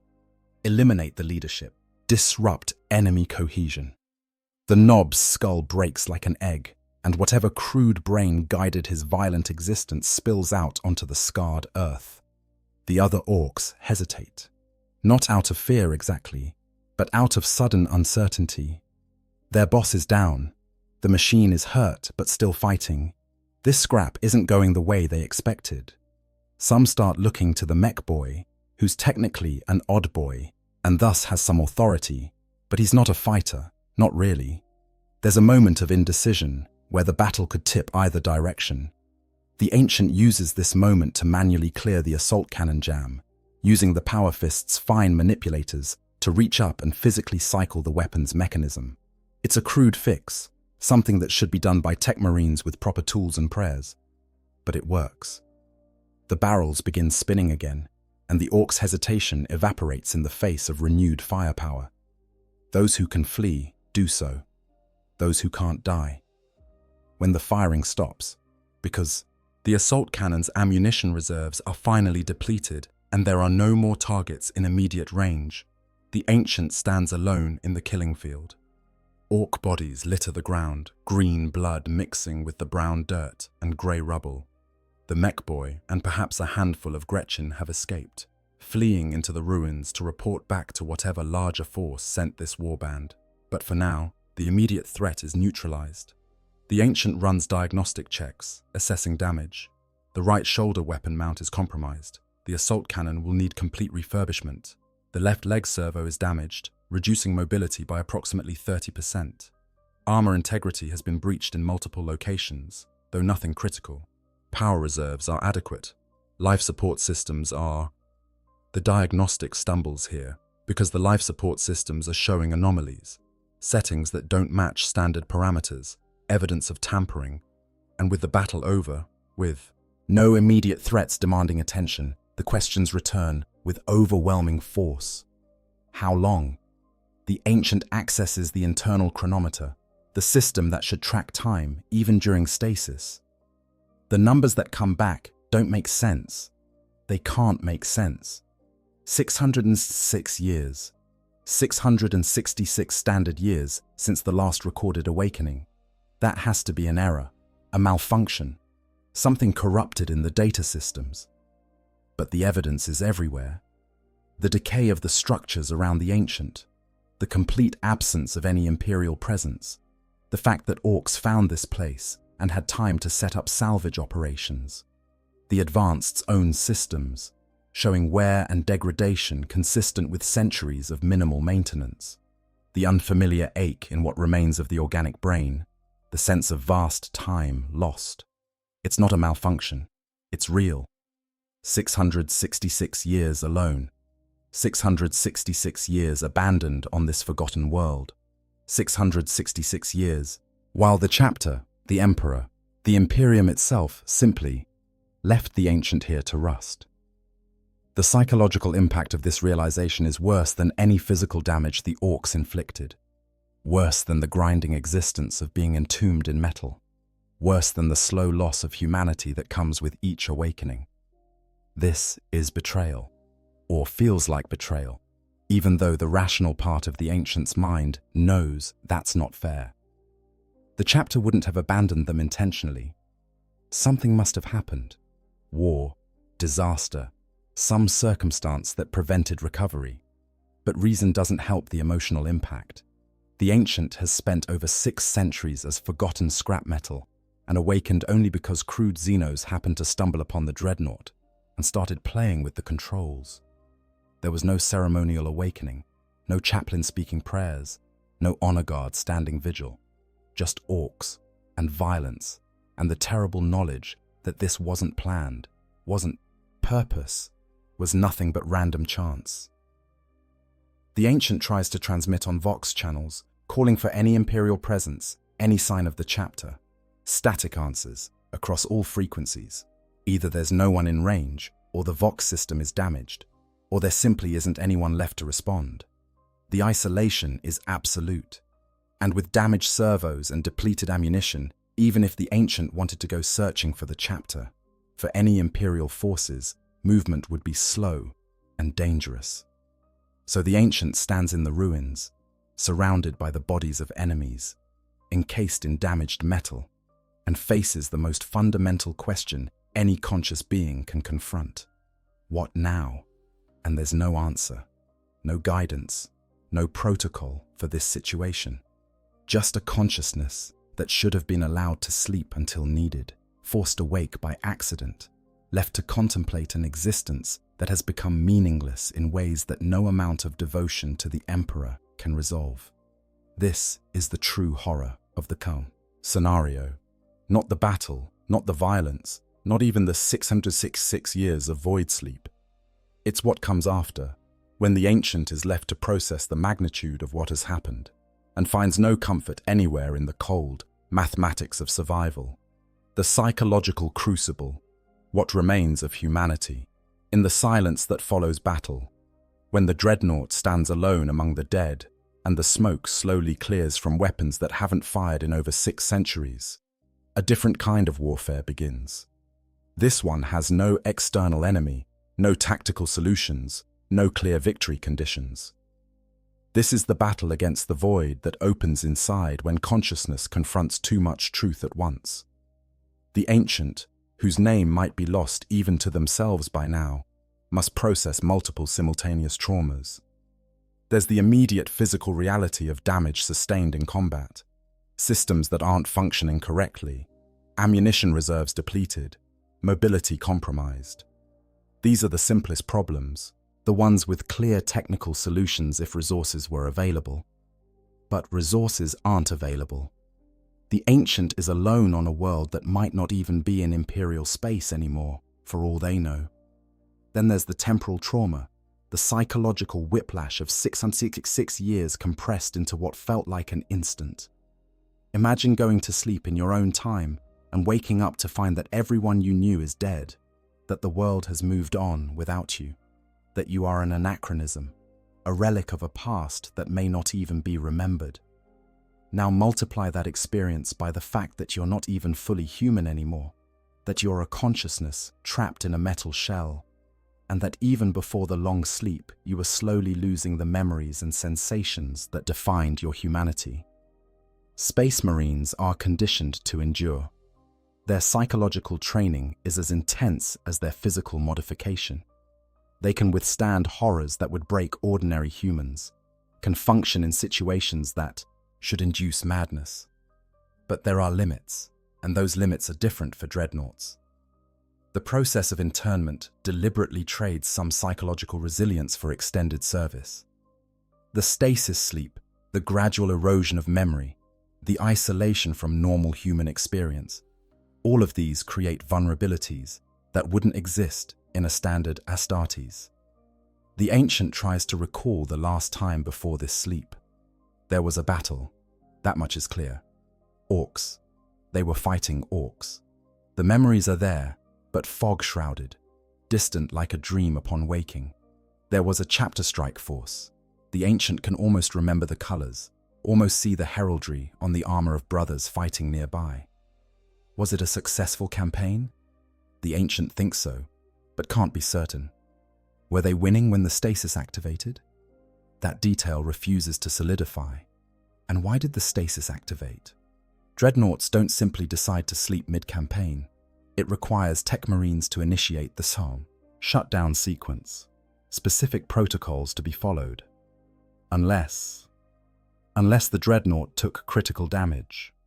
Unless the systems initiated an emergency preservation protocol to protect the pilot from imminent death. That would explain the damaged leg servo, the anomalies in the life support readings. The Ancient fell in combat, badly enough that the machine itself decided preservation was more important than continued fighting. But that should have triggered recovery efforts. Chapters don't abandon their dreadnoughts on the battlefield. The armored sarcophagus is considered sacred, the occupant revered. There should have been battle brothers fighting to retrieve their fallen Ancient, tech marines risking themselves to secure the precious cargo. What happened? Where did they go? Why was the Ancient left behind? The answer, when it comes, is bleak, but probably accurate. The tactical situation must have deteriorated catastrophically. The strike force was likely defeated or forced into emergency withdrawal, and in the chaos, the fallen dreadnought was either missed or deliberately left as the only way to save the surviving Marines. This happens in warfare, even the Imperium's warfare. Triage decisions, terrible choices about what can be saved and what must be abandoned. The Ancient might have been judged irretrievable, the situation too desperate to risk further lives attempting recovery. Understanding this intellectually doesn't make it easier emotionally. The Ancient was faithful, served loyally, endured internment in the metal tomb because the chapter asked it, fought in countless battles, or at least it feels like countless, though memory of specific engagements is increasingly vague. And the reward for this service was abandonment. 666 years of dreamless sleep on a forgotten world, waking only because random Xenos happened to find the discarded war machine. There's another layer of horror here that the Ancient is only beginning to process. The Orks tampered with the internal systems. They opened access panels, rewired circuits, changed settings. In doing so, they desecrated what the Imperium considers sacred technology. Every dreadnought is blessed, consecrated, treated as a holy relic as much as a war machine. The purity seals that the Gretchen tore away weren't just pieces of wax and parchment. They were symbols of the machine's sanctity, proof that it had been properly maintained according to the rites of the Mechanicus. The Ancient can still feel the wrongness in the systems, the places where Ork hands touched what should never be touched by Xenos. It's violation in the most literal sense, an alien presence intruding on what should be inviolate. If there were tech marines present, if the chapter were here, there would be extensive purification rituals, prayers of cleansing, careful restoration of every system that was disturbed. But there are no tech marines. There is no chapter. There's only the Ancient, alone with the knowledge of desecration and no way to make it right. And then there are the memories that the Ancient is trying not to examine too closely. 666 years is a long time. The organic brain tissue that houses the consciousness has been preserved, yes, but preservation isn't perfection. neural pathways degrade, synaptic connections weaken. The very structure of memory becomes less stable with each century of stasis. The ancient tries to remember their original name, the name given at birth before recruitment into the chapter, and finds only blankness. That memory is gone, lost to time and biology. The face they once wore, before the catastrophic injuries that led to internment, gone. The ancient can remember being in power armor, remembers the sensation of ceramite against skin, but can't recall what their reflection looked like in the armor's polished surface. Squad brothers from before internment. Their names are lost, though the ancient can almost feel their presence, ghostly impressions of camaraderie that have no specific features attached. Even the memories from after interment are fragmenting. How many battles has the ancient fought? They can't accurately count. The battles blur together, become a continuous stream of violence without clear demarcation. Was it 20 engagements? 50? 100? Each awakening followed by battle, followed by return to stasis. The individual events losing distinction until they're just variations on a single theme of endless war. This is the slow death that all dreadnoughts face. The gradual erasure of self until what remains is purely function, a weapon that thinks but no longer truly lives. And the ancient is confronting it not in the expected way, through the natural progression of service and honor, but through the violent discontinuity of abandonment and forced awakening. The process that should take millennia, carefully managed by the chapter, has been compressed into a single traumatic event. There's a temptation, almost overwhelming, to simply shut down. The ancient has the capability to initiate stasis without external assistance if necessary. It would be so easy to just activate the sequence, let consciousness fade back into nothingness, return to the void where at least there are no questions and no pain. Sleep again, and if no one ever wakes them, then at least there won't be awareness of that fact. Just cease to be. Stop the endless cycle of wake-fight-sleep that has become their entire existence. But that's not what Space Marines do. Even broken, even damaged beyond repair, even alone and abandoned on a forgotten world, the training holds. The conditioning remains. The duty persists. The Emperor protects. And even if the Emperor's protection has been notably absent these past 666 years, faith doesn't require reciprocation to be valid. The ancient must endure, must survive, must continue to serve, even if the nature of that service is unclear. So the ancient begins the slow process of self-repair, using what limited resources are available. The assault cannon can't be properly fixed without new parts, but it can be made safe, preventing it from catastrophically failing if it somehow needs to be used again. The leg servo might be adjustable if the ancient can find a way to manually realign the components. The armor breaches can't be sealed, but they can at least be inspected to ensure nothing critical is exposed. It's mechanical work, the kind of thing that doesn't require conscious thought, just methodical application of procedures. And maybe that's what the ancient needs right now, to focus on the simple, the tangible, the problems that have solutions. Because the alternative is to continue dwelling on questions that have no answers, to spiral further into the existential horror of their situation, and that way lies the madness that claims so many ancient dreadnoughts eventually. While working, while the power fist delicately probes at damaged components with a precision that seems impossible for something so large, the ancient makes a decision. They're going to try to find the chapter. It might be impossible. The chapter might not even exist anymore. 606 years is enough time for a Space Marine chapter to be declared lost, to suffer catastrophic casualties, to be subsumed into a larger organization or transform beyond recognition. But the attempt has to be made, because the alternative is to stay here, alone on this world, waiting for the power reserves to finally exhaust or for more Orks to arrive, and that's not acceptable. Navigation will be the first challenge. The Dreadnought systems include basic stellar positioning capabilities, but without knowledge of current date or what sector they're in, Plotting a course will be difficult. The Ancient will need to reach orbit somehow, which is itself a near impossible task for a ground-based unit with no transport. But perhaps there are other Imperial installations on this world. Perhaps there are survivors from the original campaign who've maintained some presence. It's a thin hope, but hope nonetheless. The Ancient pauses in the repair work, looking up at the sky visible through the ruins. There are stars there, distant and cold and uncaring. Somewhere among those stars is the chapter, or was. Somewhere is the Imperium, humanity's sprawling empire, fighting its eternal war against the darkness. And here, on this forgotten battlefield, is one warrior, alone and damaged, preparing to do the only thing they know how to do: keep fighting, keep serving, keep existing, despite everything that existence has become. It's not glorious. It's not the heroic service that the recruitment sermons promised, or the honored duty that the internment rituals described. It's just grim endurance, one more day of function in a universe that doesn't care whether the Ancient lives or dies.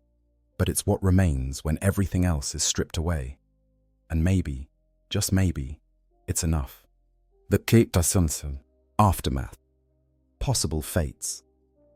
The scenario we've been exploring could resolve in multiple ways, each carrying its own particular flavor of grimdark horror. Let's examine the most likely outcomes and what they would mean for everyone involved. Outcome 1. The Ancient falls again.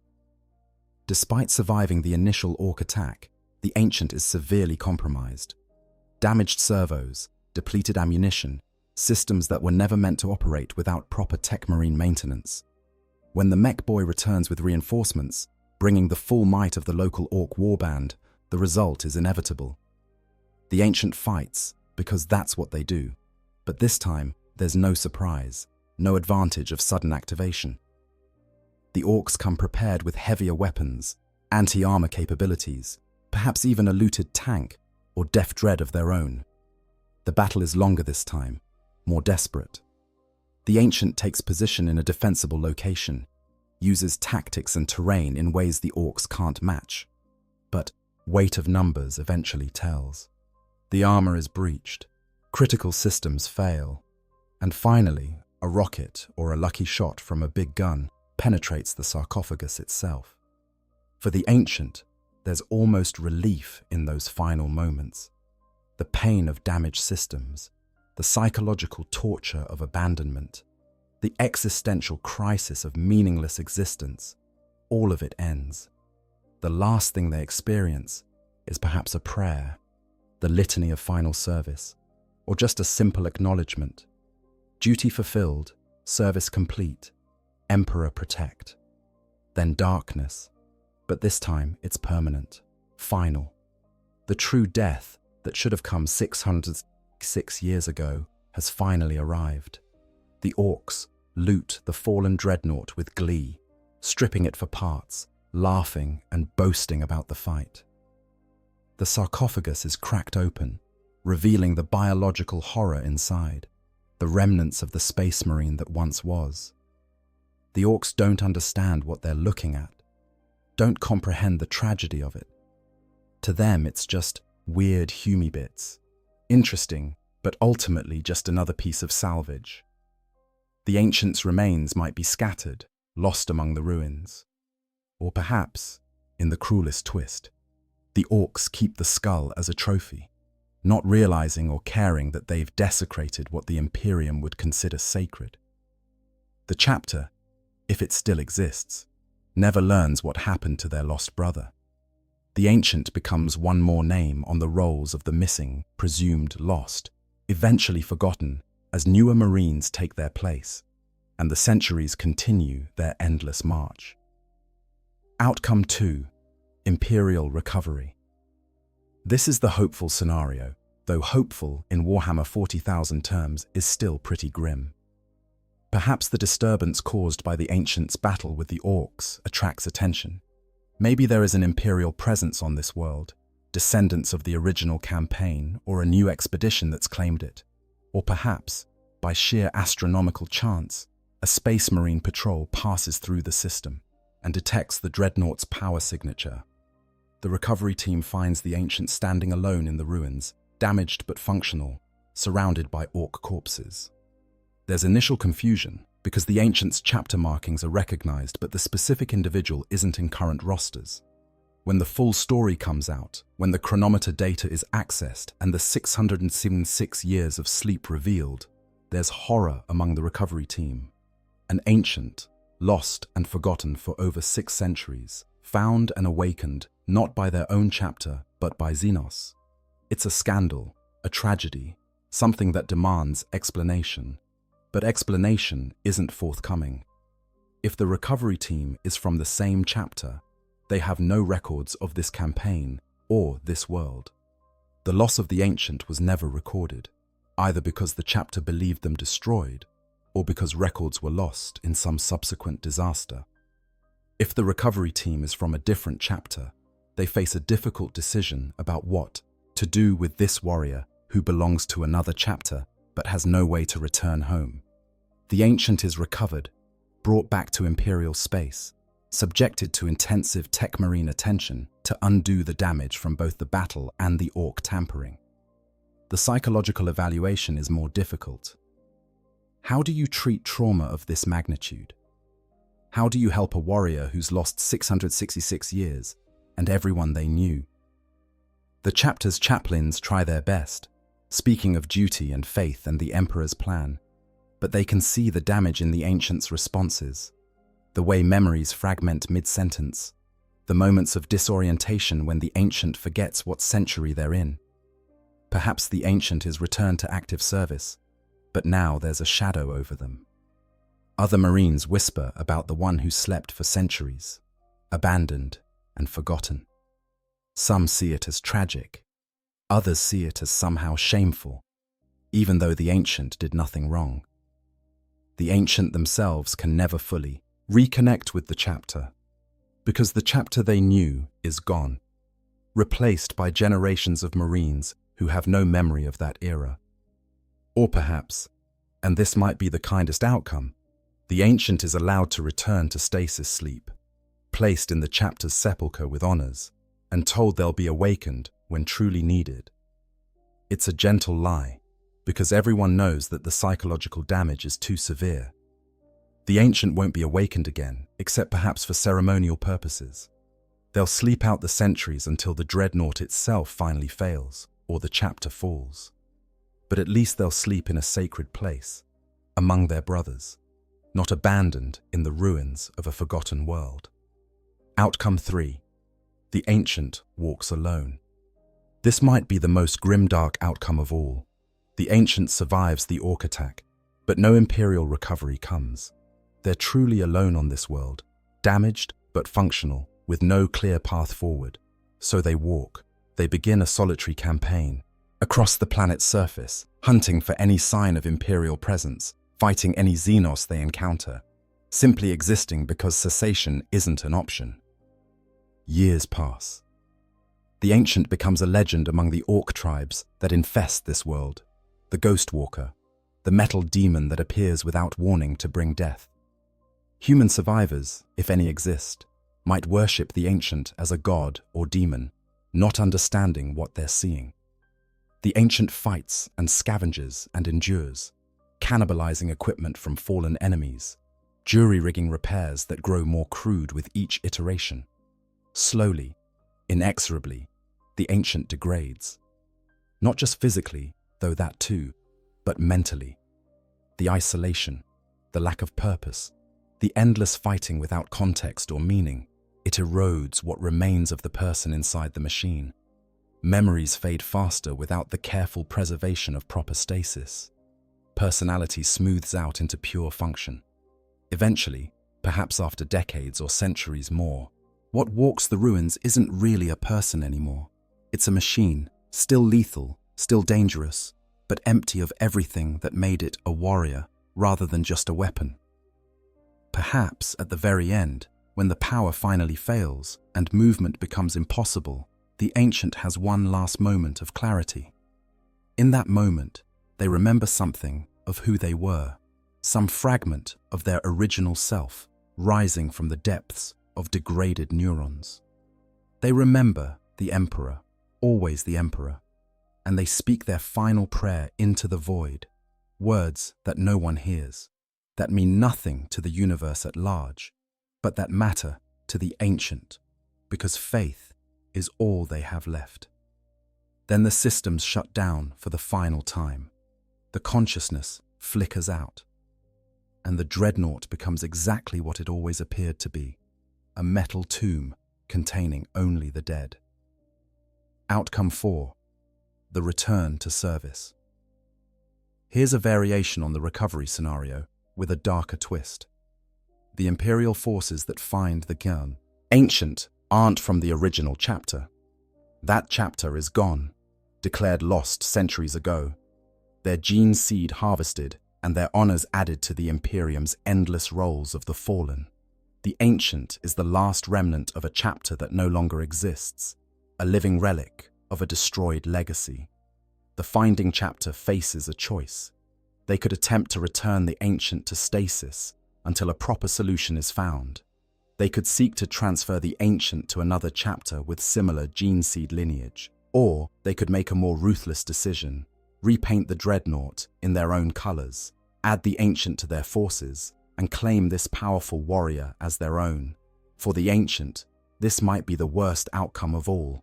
To be forced to serve under colors they don't recognize, to fight alongside battle brothers who aren't their brothers, to bear heraldry that isn't their own.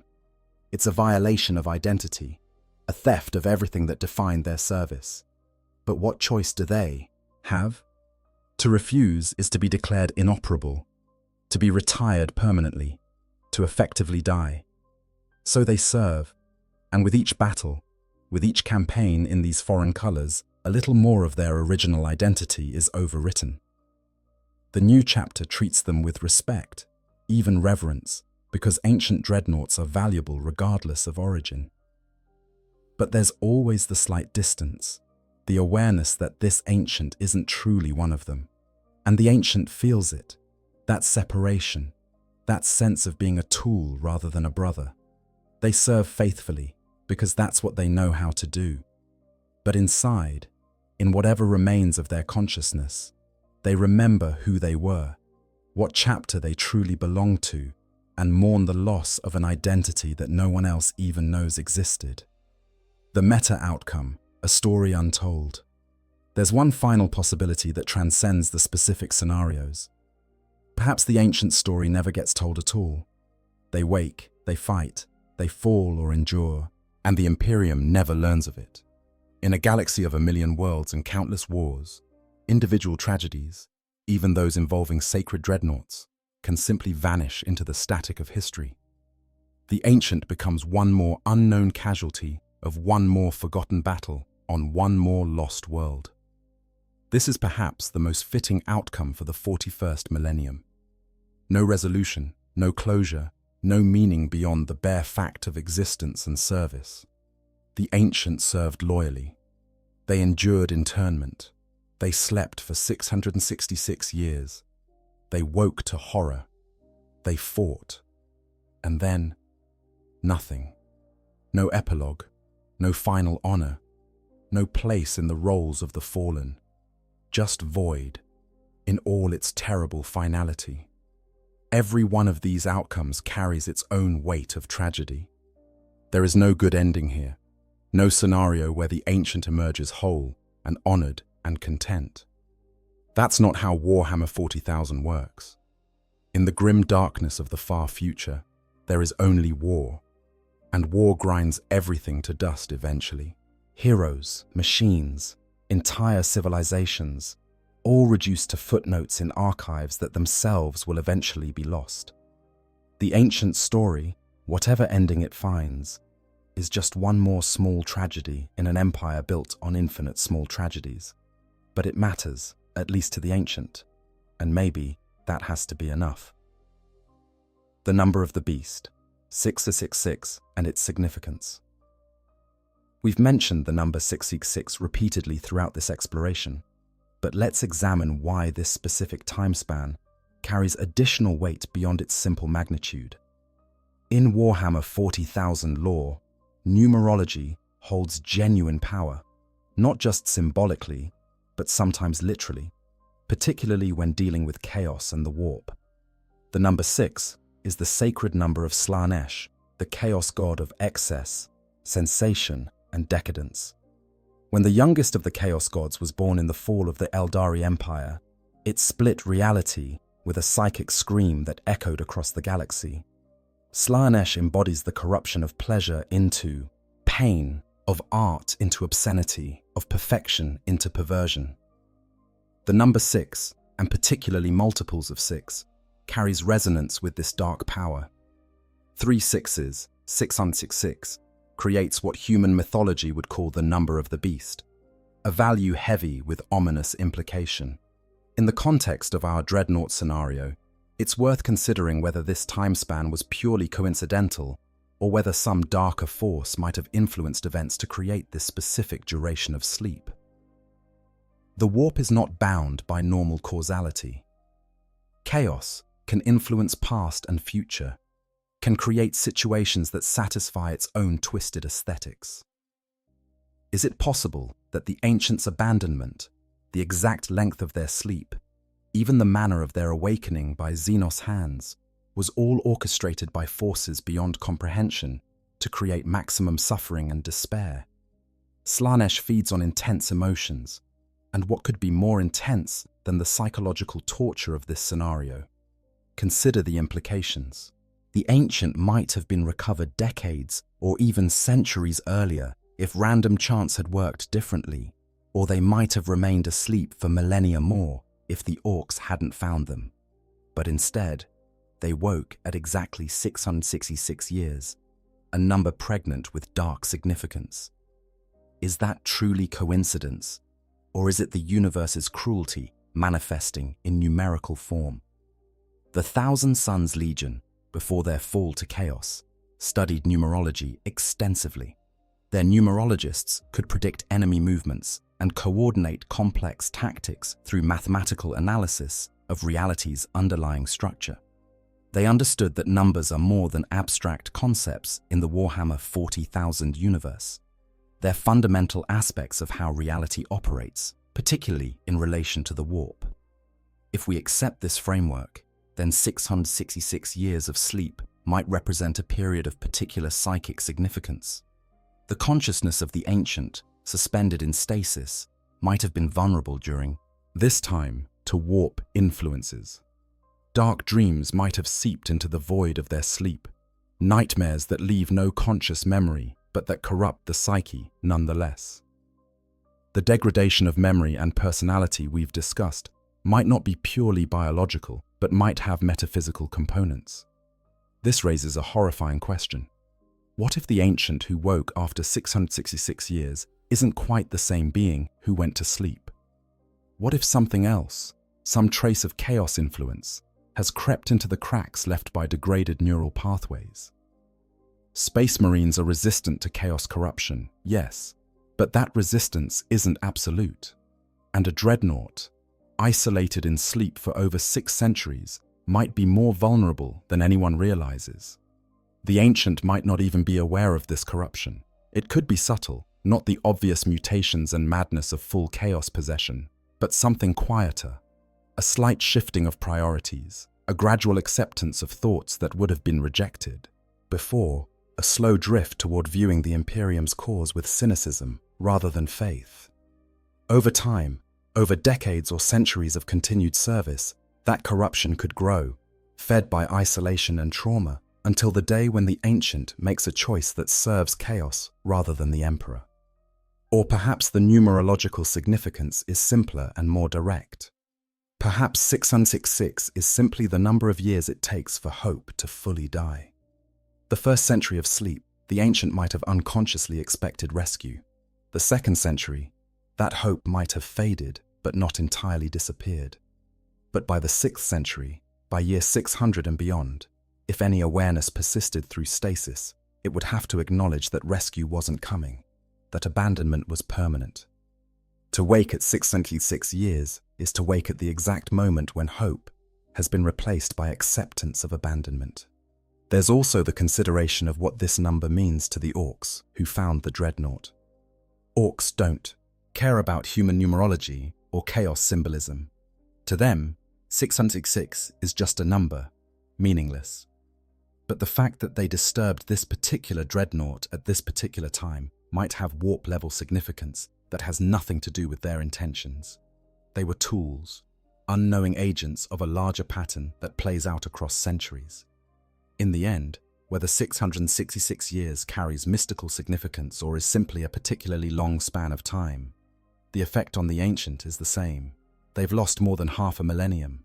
Their world is gone, their brothers are gone, their very identity is slipping away. The number might be ominous, but the reality would be horrifying at any time span measured in centuries. The Imperium itself has sacred numbers, though less formalized than chaos. The Emperor had 20 Primarchs, though 2 are lost to history. There are 9 loyalist legions who remained true during the Horus heresy. The Adeptus Astartes are organized in multiples of 10. But 666 doesn't fit into imperial numerology, doesn't have a place in the sacred mathematics of the Imperium's structure. It's a number that exists outside the organized framework, in the spaces between order and chaos, just like the ancient now exists between their old life and whatever comes next. Conclusion: the weight of eternity. We've journeyed through one of the darkest scenarios imaginable in the Warhammer 40,000 universe. A sacred war machine containing the honored remains of a space marine hero lies forgotten for over 6 centuries. Then comes awakening, not through the careful ministrations of tech marines and the honored traditions of the chapter, but through the crude hands of orc looters who see only salvage where the Imperium sees sanctity. The ancient who wakes from 666 years of dreamless sleep faces layers of horror that compound upon each other. There's the immediate physical danger of hostile Xenos surrounding them. There's the temporal dislocation of centuries lost in what felt like an instant. There's the psychological trauma of abandonment, of realizing that the chapter either couldn't or didn't retrieve their fallen warrior.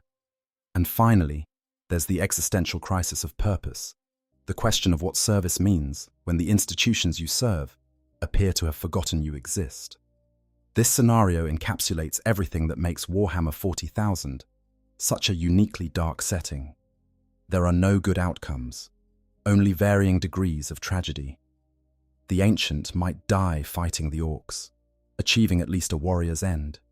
They might be recovered by Imperial forces, but find themselves unable to reconnect with a chapter that's moved on without them. They might wander alone for years or decades more, slowly degrading until nothing human remains.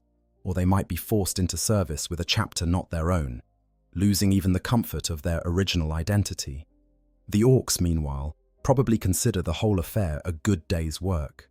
They found an interesting piece of salvage, had a proper scrap, and either successfully looted the Dreadnought or at least got a good fight before it killed them. For them, there's no tragedy here, just the normal cycle of violence and acquisition that defines their existence. The profound suffering of the ancient is completely opaque to them, not because they're deliberately cruel, but because they simply cannot conceptualize experience outside their own framework. This disconnect between the ancient's horror and the Orcs' enthusiasm highlights one of the core themes of the 41st millennium. The universe doesn't care about individual suffering. The tragedy of the ancient matters deeply to them, and it would matter to their chapter if they knew about it. And it matters to us as we contemplate this scenario. But to the galaxy at large, to the vast, indifferent mechanism of war and entropy and time, it's just another casualty, another broken warrior, another forgotten story on another forgotten world. What makes this particularly poignant is that the ancient did everything right. They served loyally, endured the horror of internment, fought bravely in battle after battle. They didn't fail in their duty. They weren't corrupted by chaos or defeated by weakness. They simply had the misfortune to fall in a battle that went badly, on a world that was subsequently abandoned at a time when circumstances prevented their recovery. And the punishment for this entirely blameless sequence of events was 666 years of void, followed by awakening to nightmare. There's a broader metaphor here about the nature of service in the Imperium of man.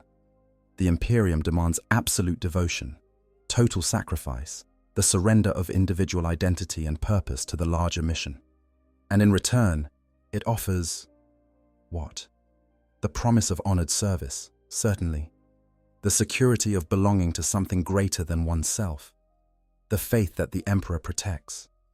But our ancient had all of those things and still ended, up abandoned on a dead world for over 6 centuries. The contract between the individual and the Imperium is fundamentally unequal, and sometimes that inequality manifests in ways that are almost unbearably cruel. Yet through all of this, through every layer of trauma and horror, the ancient continues. They fight when awakened, because that's what they're programmed to do, yes, but also because on some level they still believe in the mission, still hold faith that service matters even when the Imperium has failed them. That persistence, that continuation of duty, despite overwhelming evidence that duty is meaningless, is either the highest form of heroism or the saddest form of delusion. Perhaps it's both simultaneously. The scenario we've explored today is fictional, a thought experiment about what might happen in this dark universe. But the themes it touches on are universal: abandonment, loss of identity, the search for meaning in a universe that offers none, the question of how to continue when everything you believed in has been revealed as fragile and contingent. These are human concerns, given form through the medium of science fiction and the specific lore of Warhammer 40,000. When Orks find a Dreadnought that's been asleep for 666 years, they see salvage or an enemy to fight. But we, looking at this scenario from outside, see tragedy. We see a warrior who deserved better, who earned better through their service, but who received only abandonment and horror. And we see, reflected in their story, all the small tragedies that make up the vast tragedy of the 41st millennium, where in the grim darkness of the far future there is only war, and war devours everything eventually, even the heroes we thought were eternal. If you enjoyed this deep dive into one of Warhammer 40,000's darkest scenarios, please consider liking and subscribing to the channel. We explore lore, tactics, and the profound darkness of the 41st millennium, always searching for the stories that reveal the true nature of this universe. The Emperor protects, they say. But sometimes protection isn't enough. Sometimes you just have to endure. And that's what our ancient did, for 666 years and beyond. That's what all of the Imperium's warriors do, enduring an existence that would break anyone not forged in the fires of absolute conviction. Thank you for joining me on this journey into darkness. Until next time, may your own battles be ones you can win, and may you never wake to find yourself alone in the ruins of a forgotten world.